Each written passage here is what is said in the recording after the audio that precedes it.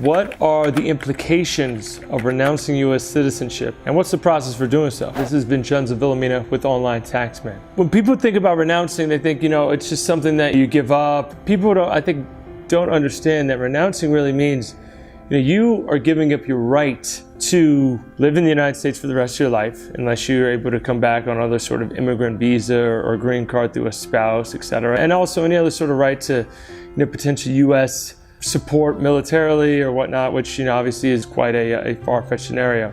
But the point being is that when you renounce, you renounce. You're giving up your right to being an American, and that's fine. I know it's a very difficult decision for a lot of people, and hence a lot of people end up really struggling with it. But if you do feel that you want to renounce, you'd have to book an appointment with the U.S. Embassy to go over a questionnaire, which essentially goes into why do you want to renounce. And of course, you need to have a valid reason. You can't just say you want to renounce for tax purposes. So you want to say something like, I have a closer connection to another country, I don't live in the United States anymore, I'm not going to go back to the U.S. There was some sort of injustice that you experienced as an American that you don't want to deal with, and that's fine. And so once you go through the questionnaire, you take an oath of renunciation, then you get a certificate of lost nationality, and then you're no longer a U.S. citizen.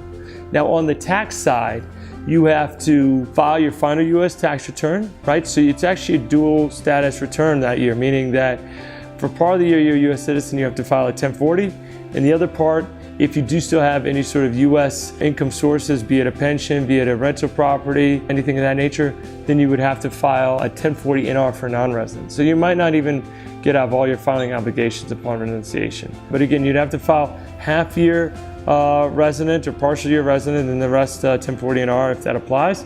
And then finally, you might be deemed a covered expatriate. A covered expat is somebody that has over $2 million in net worth.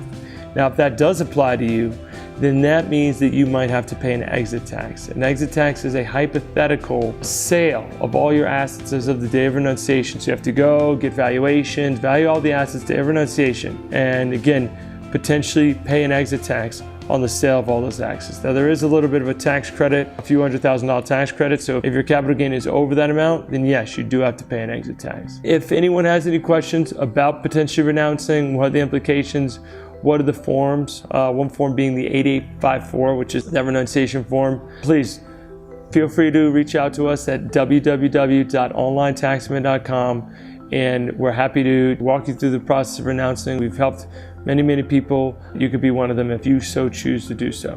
So please, any sort of question at all related to international taxes, we're expats, we help expats, and we are your expat tax experts. www.onlinetaxman.com for a free consultation. Thank you.